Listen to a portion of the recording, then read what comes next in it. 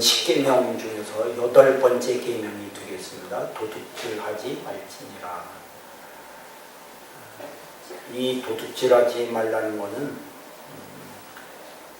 남의 물건인데 그 물건의 주인 모르게 자기 것으로 삼는 것을 얘기하는 겁니다. 근데 단순히 이제 우리가 그냥 일반적으로 생각하면 남의 거 훔치는 거 이런 정도로만 생각을 하잖아요. 근데 그렇지를 않아요. 주인 몰래 내 것으로 만드는 것은 여러 가지가 있습니다. 뭐 전에는 동산, 부동산, 동산은 움직이는 재산이잖아요. 그러니까 보통 뭐 돈 같은 것들이 있다면 부동산은 움직이지 않는 거니까 땅 혹은 집 뭐 이런 것들이라고 할 수 있겠죠. 근데 이런 것들을 주인 몰래 자기 것으로 만드는 사람들이 있잖아요. 그런 것을 얘기하는 겁니다. 그런데 요새는 이제 세월이 많이 지나서 기술, 지식, 정보 뭐 이런 것까지도 도둑질을 하는 사람들이 있어요. 기술, 특히 우리나라 기술을 중국 제일 많이 팔아먹는 데가 중국인 것 같아요. 중국에다가 그렇게 많이 팔아먹잖아요. 도둑질하는 것, 그것도 액수가 좀 큰 편이에요. 이런 것들.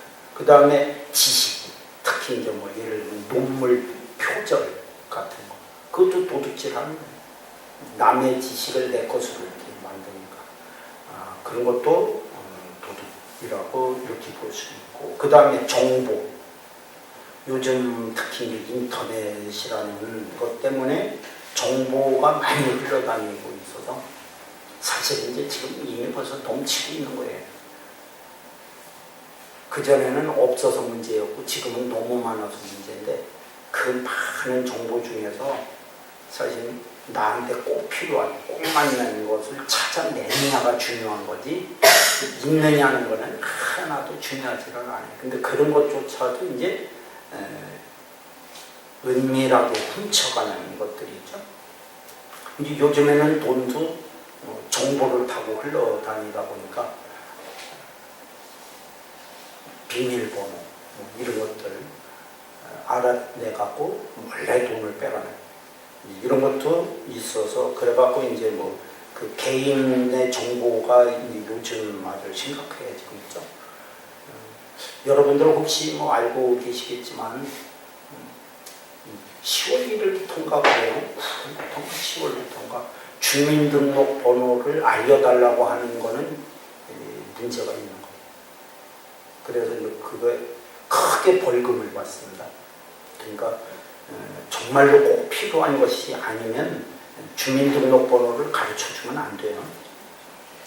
앞으로 이제 자꾸 그렇게 됩니다. 그리고 이제 사람도 도둑질을 할 수 있는 거예요. 그 사람이 아니까 도둑질이 아니다 하지만 예를 들면 옛날에 보쌈이라는 게 있었잖아요. 보쌈. 결혼 못한 총각이 어디 이렇게 점 찍었다가 여자를 밤중에 몰래 자루에다가 넣어갖고 훔쳐갖고 오는 거. 그것도 도둑질이잖아요. 요즘에는 이제 뭐 노예 이런 것도 있고 막 그렇습니다. 성경의 예들을 보면 남의 것을 속여 빼앗는 것들이 일단 도둑질이라고 이렇게 볼 수가 있는데 성경을 조금 보겠습니다. 레위기 19장, 창세기, 출애굽기, 레위기 세 번째입니다. 19장 35절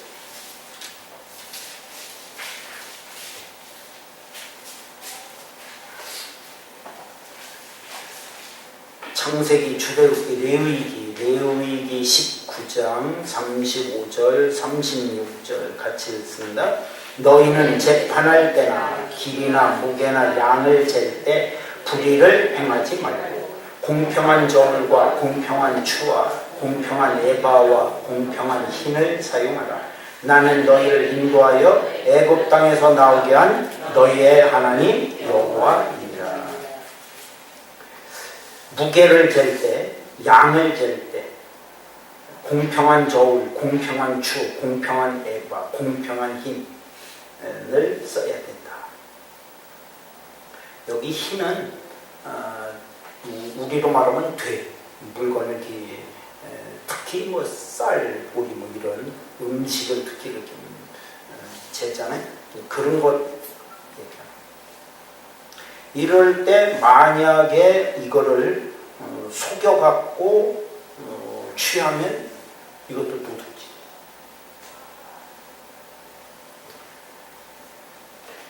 아직도 잘 모르는 분들이 있는 것 같아. 육거리 시장에 노인네들이 허름하게 옷도 입고 노인네들이 와갖고 뭐 물건 팔면 사람들이 촌에서 왔다고, 촌 할머니라고 아직도 그러는 사람이 있더라고. 몰라도 너무 모르는 소리야 사실. 그분들은 거기 10년 동안 그 장사를 해먹는 분들이 있는데 그걸 아주 순진한 무슨 시골 노인네처럼 생각들을 하는, 다 속이는 게 많아. 특히 과일 같은 거는 굉장히 잘 사야 돼. 가게가 아닌 데서 사면 거의 100% 속인다고 봐야 돼. 보이지 않는 속에는 작은 거니까, 보이는 데는 큰 거니까. 이런 일도 있었어요.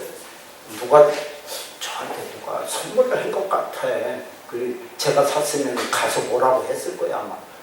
근데 요즘에 그 딱지 붙이잖아요. 뭐 고급 사과 또 뭐라고 하는 거 딱지 이렇게 붙이는 거 있잖아요, 사과에다가.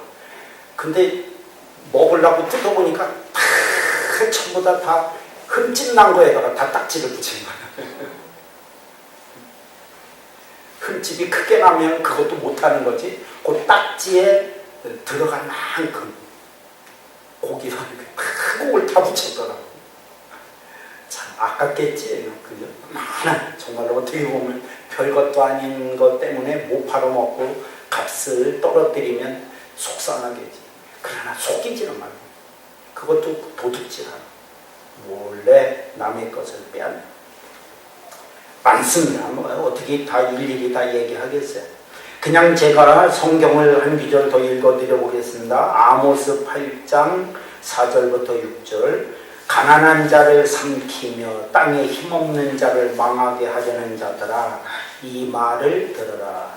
너희가 이르기를 월삭이 언제 지나서 우리가 곡식을 팔며 안식일이 언제 지나서 우리가 밀을 내게 할꼬, 에바를 작게 하고 세계를 크게 하여 거짓 저울로 속이며 은으로 힘없는 자를 사며 신 한 켤레로 가난한 자를 사며 찌꺼기미를 팔자 하는도다.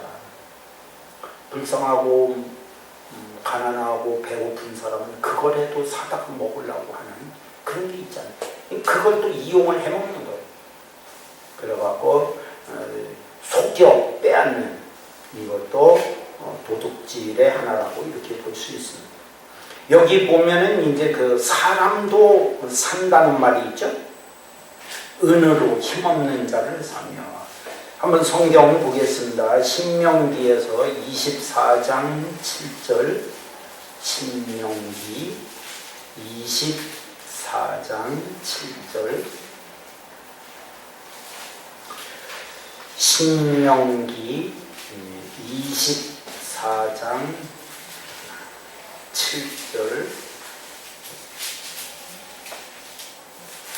신명기 24장 7절 같이 읽습니다. 사람이 자기 형제 곧 이스라엘 자손 중 한 사람을 유인하여 종으로 삼거나 판 것이 발견되면 그 유인한 자를 죽일지니 이같이 하여 너희 중에서 악을 제할지니라. 사람을 이거는 유인하여서 종으로 삼거나 팔아 문제가 생깁니다. 요새도 있잖아요. 노예로 만든. 요새 이슬람 국가 IS라는 것 때문에 심각하죠. 아프리카에서는 하여튼 거기서 많은 여자들을 몰래 데리고 가는데 뭐 이런 것들.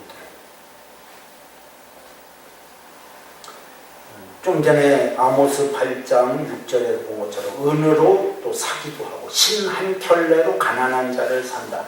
참 얼마나 사람이 값어치가 없는 거예요. 신 한 켤레. 그것 때문에 사람이 팔려다니는 이런 것. 참 안 좋은 거죠. 더 안 좋은 게 있습니다. 그런 것만 도둑질이라고 생각할 수 있는데 사무엘 하 15장 되겠습니다. 사무엘 하 3하 15장 다윗이 우리아의 아내 밧세바를 데려오고 우리아를 죽이잖아요. 그렇게 하고 나서 이제 선지자가 다윗한테 가서 이후로는 칼이 내게서 떠나지 않을 것이다. 그 중에 이제 그 심각한 게 압살롬, 자기 아들이 이제 왕위를 뺏으려고 하는 이제 그런 겁니다. 자, 한번 봅니다. 15장 6절, 486쪽 사무엘 하 15장 6절 같이 읽습니다. 이스라엘 무리 중에 왕께 재판을 청하러 오는 자들마다 압살롬의 행함이 이와 같아서 이스라엘 사람의 마음을 압살롬이 훔치니라. 그 앞부분 1절부터 쭉 보면 나옵니다. 그 구체적으로 나와요. 압살롬이 자기 아버지 왕 다윗에 이렇게 얘기해갖고 눈에서 벗어나 그래야 자기 할 일을 하니까 그래갖고 이제 조금 이렇게 길에 지나가는 어떤 그런 장소인 것 같아요. 거기에 어떤 도시가 있었는지 성문이 있었습니다. 그래갖고 이제 그 1절에 보면 병거와 말을 준비하고 호위병 50명을 앞에 세우고 2절에 보면 일찍 일어나 성문 길 곁에 섭니다. 사람들이 그 송사 그러니까 재판이죠. 우리말로 지금 하면 재판을 왕에게 청하러 가는데 불러요. 그런 사람들을 다 불러서 뭐 어디 속해 있냐 무슨 일로 그러냐 뭐 내가 옳기는 하는데 과연 그게 제대로 되겠냐 하면서 자기가 다 해주겠다. 왕자가 하는데 뭐 말 안 들을 사람이 어디 있겠어요? 왕자잖아 왕자.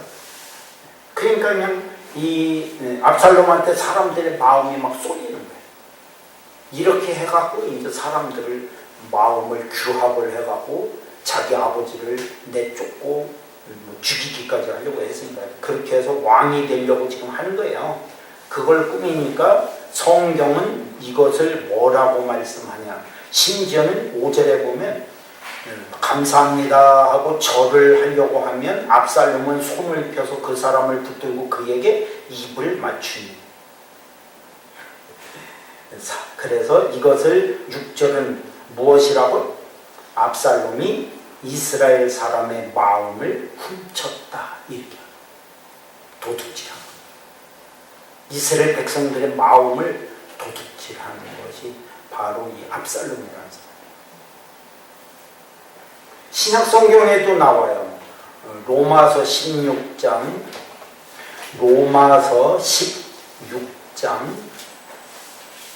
롬 16장 18절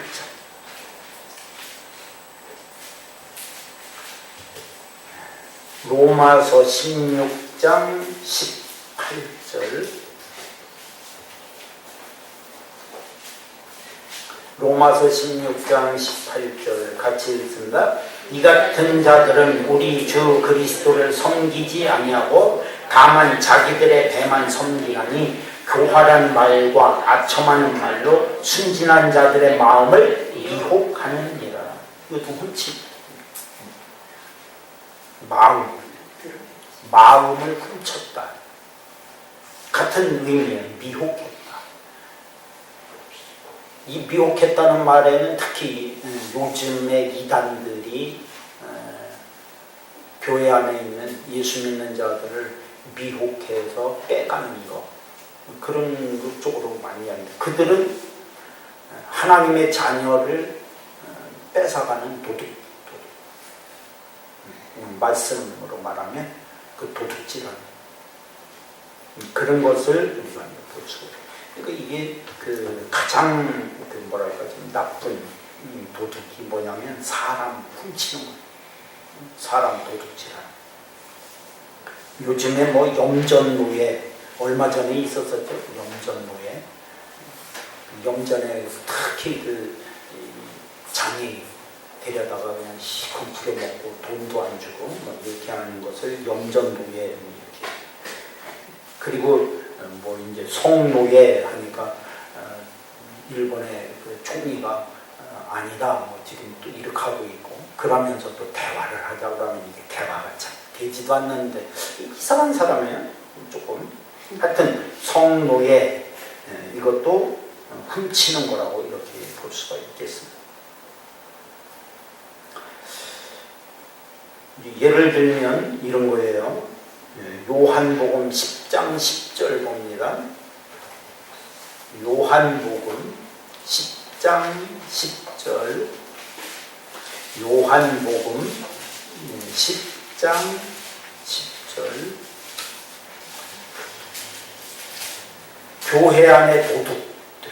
교회 안에 도둑들이 있습니다. 좀 전에 말씀드렸던 그런 이단들 특히 이단들이 이제 문제가 되는데 요한복음 10장 10절 같이 읽습니다. 도둑이 오는 것은 도둑질하고 죽이고 멸망시키려는 것뿐이요 내가 온 것은 양으로 생명을 얻게 하고 더 풍성히 얻게 하려는 것이라. 이런 데 속으면 안 되는데 속아 사람들이 많이 속죠. 그래서 자꾸 이단에 빠지게 되는데 그거는 결국 도둑질하는 거예요. 그런데 그들의 목표는 뭐냐? 죽이는 거야. 양을 죽이는 게 뭐.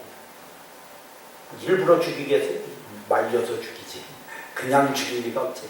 써먹을 대로 다 써먹고 빼먹을 거 다 빼먹고 이제 그때 가서 죽이는 거야. 그러다 보면 이미 영혼은 벌써 이제 죽고 있는 거지 사실. 그리고 멸망시키려는 것뿐이다. 그러나 이제 예수님은 선한 목자이시기 때문에 양으로 생명을 얻게 하고 더 풍성히 얻게 하는 전반대로 되어지는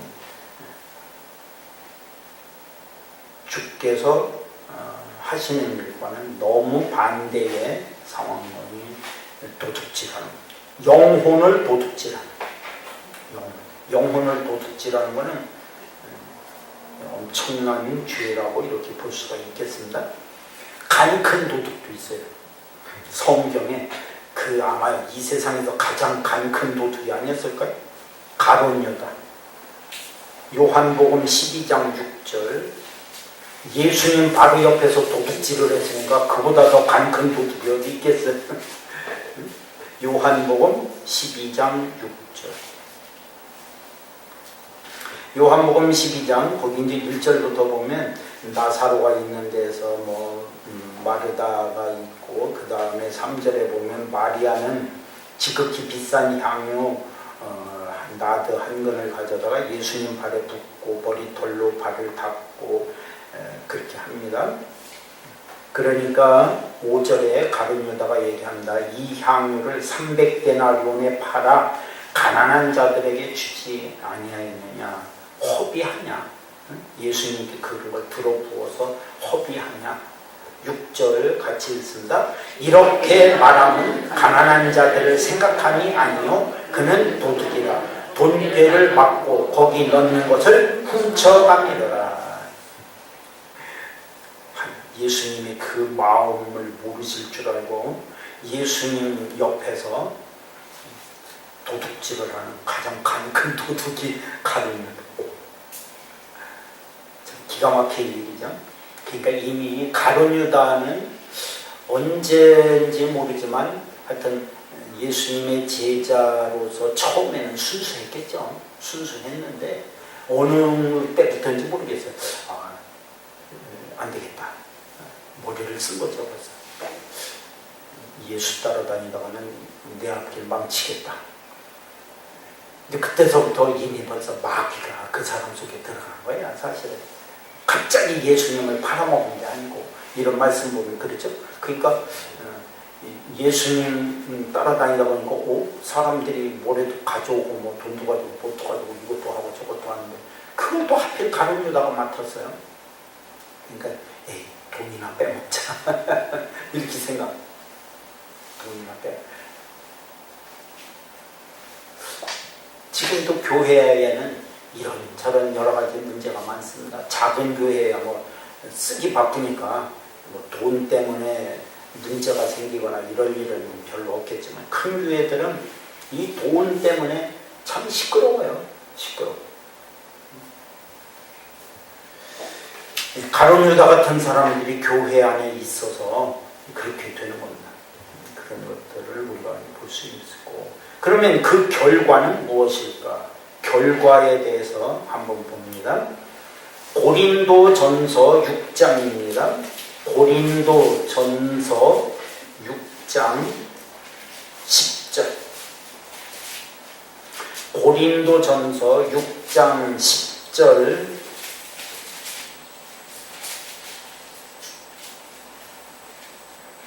고린도전서 6장 10절 같이 읽습니다. 도적이나 탐욕을 부리는 자나 술 취하는 자나 모욕하는 자나 속여 빼앗는 자들은 하나님의 나라를 유업으로 받지 못하리라.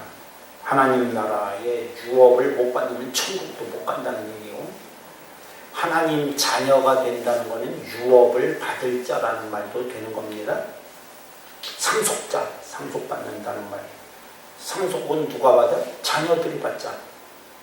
그러니까 하나님의 자녀가 된다는 것은 상속권이 있다는 얘기예요. 그걸 하나님이 인정해 주시는 거예요. 너는 이제부터 내 것을 받아 누릴 수 있는 자격이 있다. 상속권. 유업을 물려받을 수 있는. 근데 도적, 속여 빼앗는 자, 하나님 나라를 유업으로 받을 수 없어요. 그러니까 천국에 들어갈 수 없다는 겁니다. 하나님 자녀가 될 수 없다는 건 안 됩니다. 이렇게 무서운 결과를 가져오는 거예요, 사실. 그러니까 우리가 이렇게 말씀을 보니까 단순히 뭐 이렇게 우리가 생각하는 도적 이런 게 아니잖아, 그죠? 우리가 얘기하는 도둑놈 하면은 그냥 뭐 이렇게 조금씩 훔치고, 그리고 언제 말씀드렸죠? 절도, 주인 몰래 내 것으로 만드는 거, 사실 큰 것도 아닌 것들이에요. 그런데도 어쨌거나 남의 것을 내 것으로 만들으니까 이제 재판도 해도 되고 막 이렇게 되죠. 근데 어떻게 할 수도 없고 돈으로 환산도 안 되고 이게 정말로 도둑질하는 건가 생각할 것들이 진짜 무서운 거예요. 여러분들도 아셔야 돼요. 여러분들의 마음을 도둑질하는 사람들이 있다는 걸 아셔야 돼요. 특히 영적인 도둑. 뭘까요? 여러분들을 하나님으로부터 멀어지게 하는 것은 다 도둑이에요. 사람만이겠어요? 물질이 여러분들의 마음을 훔칠 수 있어요. 하나님으로부터 멀어지게. 명예, 지위, 만책, 그런 것들이 내 마음을 훔쳐가서 하나님으로부터 멀어지게. 알게 모르게 내 영이 병이 드는 거예요. 신앙, 병이 들어요. 뭔가를 자꾸 이렇게 바라고 추구하고 하는 것이 문제가 될 수가 있겠죠. 다 그런 것들은 우리가 정말로 진짜 조심해야 될 것들이에요. 아니 뭐 내 물건 이렇게 조금 없어지는 건 그렇게 뭐 이렇게, 근데 그것도 아깝죠, 사실은. 근데 내 마음을 훔쳐가는 도둑은 우리가 생각을 잘못해요. 특히 내 영을 하나님으로부터 멀어지게. 그래서 하나님께 향해야 될 마음이 다른 쪽으로 가게 만드는 도둑들을 우리가 정말로 조심해야 돼요. 이런 것들이 있다면, 아까 마음 훔치는 얘기가 있잖아. 그 성경에 그렇게 표현을 하는 겁니다. 마음을 훔쳤다. 그렇게 보면 그 예수님이 태어나실 때 그때 별을 보고 찾아왔었던 동방박사들이 있잖아요. 그들도 마음을 뺏긴 적이 있어요. 언제 뺏겼냐면 별을 보고 왔을 때는 잘 왔어요. 예루살렘까지. 근데 사실은 예수님은 베들레헴에 태어나셨기 때문에 예루살렘까지 왔다고 끝난 게 아니에요. 그런데 예루살렘에 와서 보니까 거기가 이스라엘의 수도, 왕의 궁전이 있는 곳. 그래서는 동방박사들의 눈이 그리로 향합니다. 그래서 왕이니까 저기 왕궁에 태어나겠구나. 그래서 그리로 가잖아요. 근데 거기는 당연히 예수님이 있을 리도 없고, 그래서 헤롯이 알고 나중에 2살 미만의 아이들을 다 죽이는 이런 엄청난 사건이 벌어지잖아요. 그들이 마음을 그 왕궁의 어떤 그런 화려함 또는 일반적인 상식이야. 일반적인 상식으로 왕이면 저긴 태어나겠네 하는 일반적인 상식으로 이해를 하는 그런 것들이 결국은 동방박사들의 마음을 훔친 거예요. 이해가 되시죠? 이렇게 하니까. 그게 도둑이지 뭐예요. 그래서 큰 문제가 생깁니다. 근데 그 성경을 여러분들이 읽어보시면 이제 나옵니다. 왕궁에서 나왔는데 문득 별이 보이더라. 그렇게 나와요. 갑자기 또 별이 딱 보여요. 그러니까 별이 어디 간 게 아니고 별이 사라졌다가 나타난 게 아니고 동방박사들의 마음이 그런 쪽으로 뺏긴 거예요. 도둑질 당한 거지. 그래서 예수님을 바로 가서 만날 수 있었던 그들이 못 만나고 삐뚤게 잘못된 길로 가. 왜곡되기 위해서 신앙은 잘못. 주님을 향하여 가야 될 그들의 마음이 다른 데로 향하고 있잖아요. 그게 도둑질 당한 거지 뭐예요. 그렇죠? 근데 나와서 문득 보니 별이 또 있는. 그래서 다시 또 참 우리가 별을 보고 찾아왔지. 그 별을 보고 또 그냥 찾아가니까 베들레헴에 예수님이 태어나신 거기까지 인도하더라. 그러니까 왕궁을 안 봤으면 그리고 별이 우리를 인도해 왔으니까 우리는 끝까지 별을 쫓아야 돼. 별만 보자. 이렇게 했으면 당연히 베들레헴에 갔을 거예요. 그 예수님을 거기서 직접 경배를 할 수 있었는데 중간에 자기네들의 마음을 훔치는 이 도둑들을 미쳐먹는 거예요. 우리도 그렇게 될 수 있는 거예요. 시시때때로 특히 우리의 영을 어지럽혀서 하나님부터 멀어지게 하는 마귀는 우리의 영을 훔치는 도둑이죠. 우리가 주님을 바라보고 성경에 있는 약속의 말씀들 안에서 눈을 똑바로 뜨고 끝까지 가야 되는데 우리를 계속 유혹을 하잖아요. 세상이 유혹하고 뭐가 유혹하고 하여튼 이런 많은 것들이 나를 어지럽혀 갖고 내 마음을 그리로 쏠리게 만들어요. 그런 것들이 많잖아요. 거기에다가 마귀는 또 더 크게 역사를 해. 그래서 그냥 주님께로 가는 길을 회방하고 다 어그러뜨리고 그렇게 만들잖아요. 그래도 다행인 거는 문득 깨닫고 딱 돌아서서 보니까 거기 계시. 그래도 감사하죠. 우리는 이런 부분을 이렇게 조심. 거기 고린도전서 6장 11절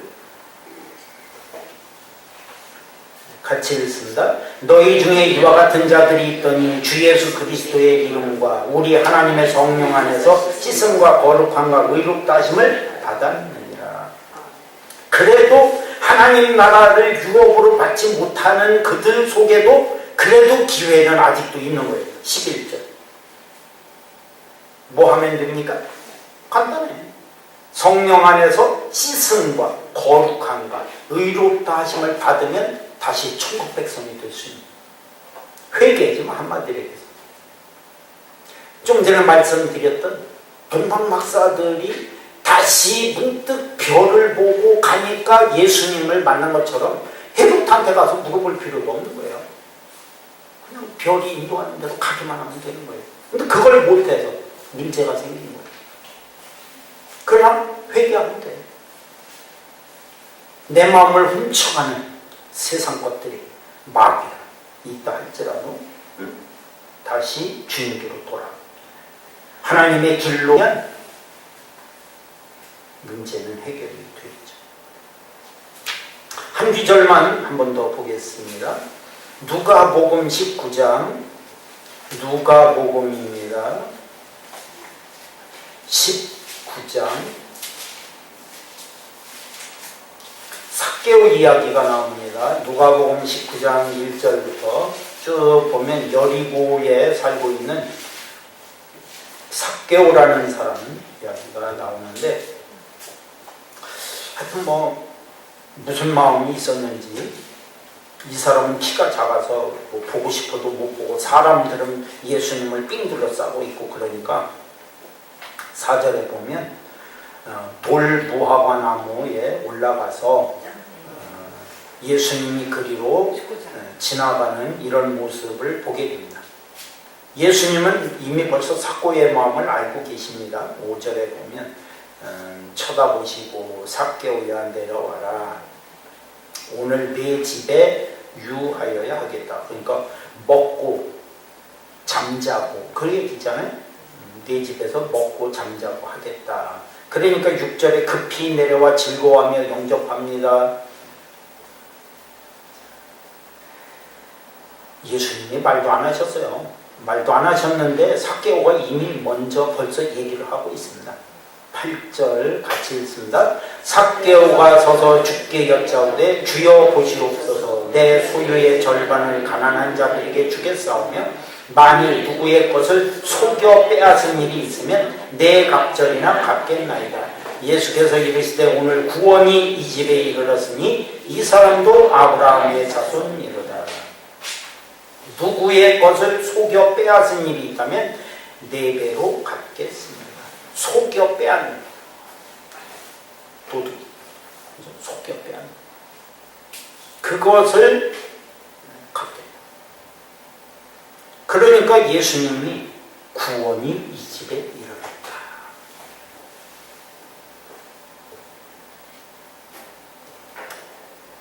특히 제가 말씀드린 것처럼 오늘 우리들 자신도 조심을 해야 된다. 우리가 또 도둑이 될 수도 있는 거예요. 물건만이 아니라고 말씀드렸죠. 그러나 우리 자신을 또 도둑으로부터 지키는 게 굉장히 중요해요. 내 마음 뺏기지.